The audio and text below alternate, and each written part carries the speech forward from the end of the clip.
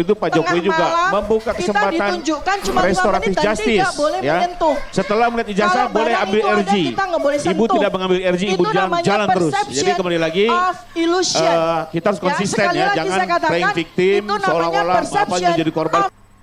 Debat panas Dr. Tipa dan Ripai terkait keaslian ijazah.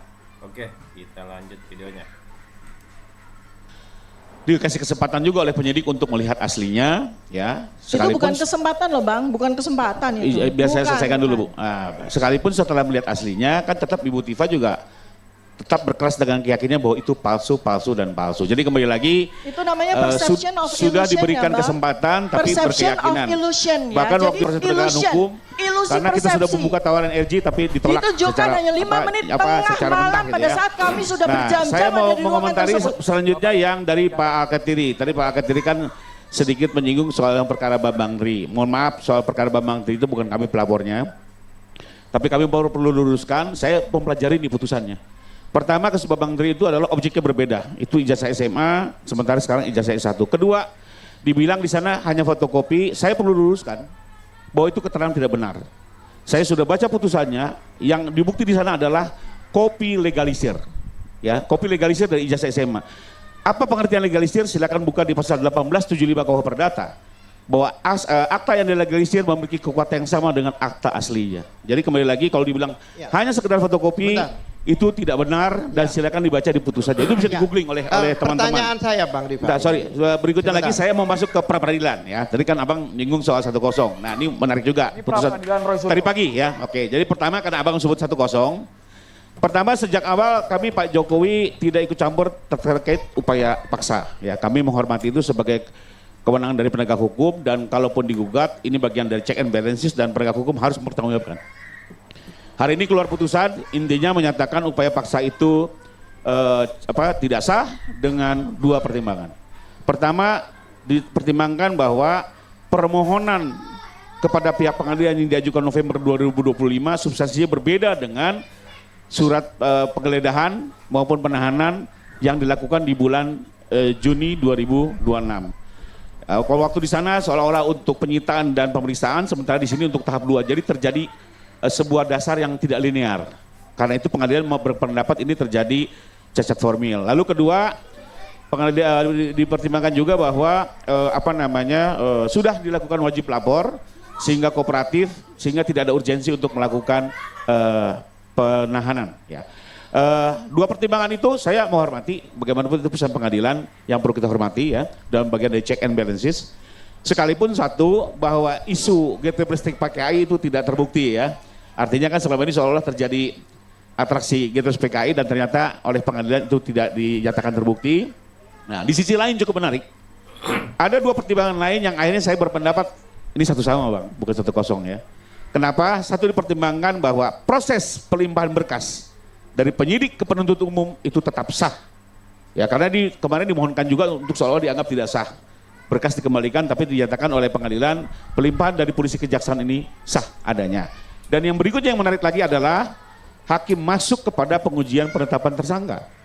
Dinyatakan bahwa penetapan tersangka yang dilakukan oleh Polda sah dan sudah dinyatakan oleh pengadilan sesuatu tindakan yang sah karena dikuatkan oleh 2 alat bukti dan beberapa formalitas lainnya.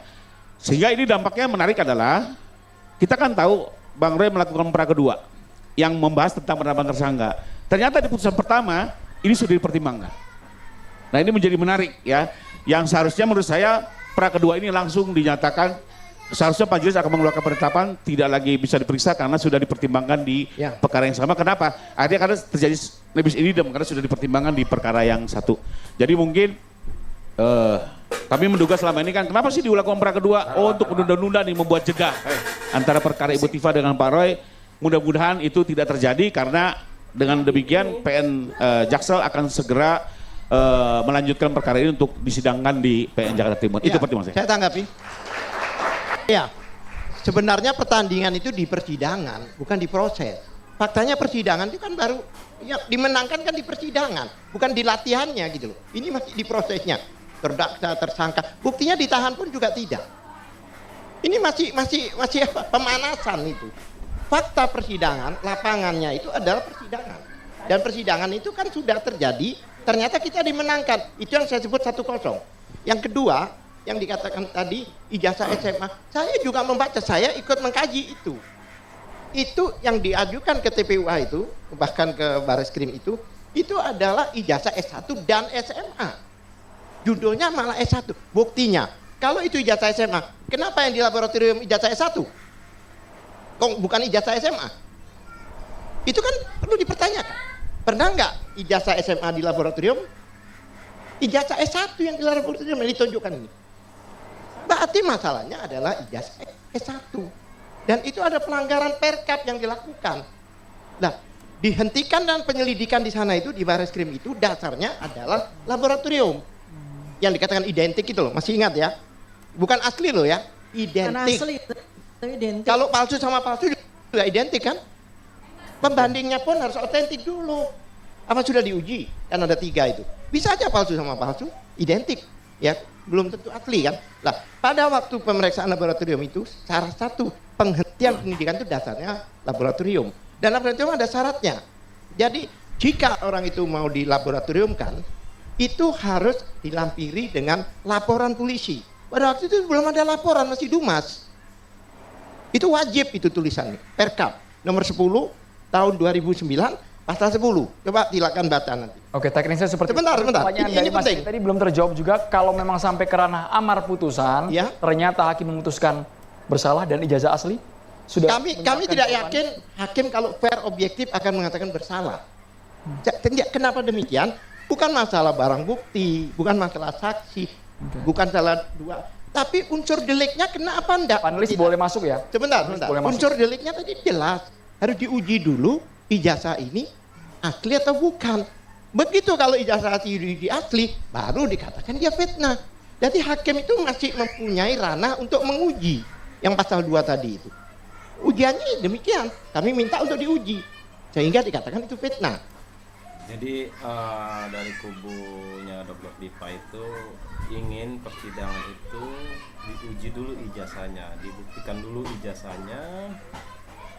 Setelah terbukti baru masuk ke pencemaran. Itu pun kalau terbukti asli. Tapi kalau terbukti palsu, ya bebas Dr. Dipa. Oke, lanjut. Kemudian pasal berikutnya 30 13 untuk kepentingan umum. Kenapa? Karena di Undang-Undang KIP yang mana ijazah yang digunakan sebagai dokumen publik itu sudah milik publik. Publik berhak menguji, mengkaji dan sebagainya. Seperti itu. Ya. Kemudian yang berikutnya saya jelaskan pasal berikutnya biar habis nih. Biar habis kita lanjutkan. Bukan, sesaat kurang lagi. 2 Hanya di pasal. Catatan demokrasi pemirsa, kami segera kembali. Kurang 2 pasal. Oke, demikian ya video perdebatan kali ini. Jangan lupa like, share, komen, dan subscribe ya. Dukung terus channel Kopi Hitam 26 untuk dapat update debat terbaru. Terima kasih.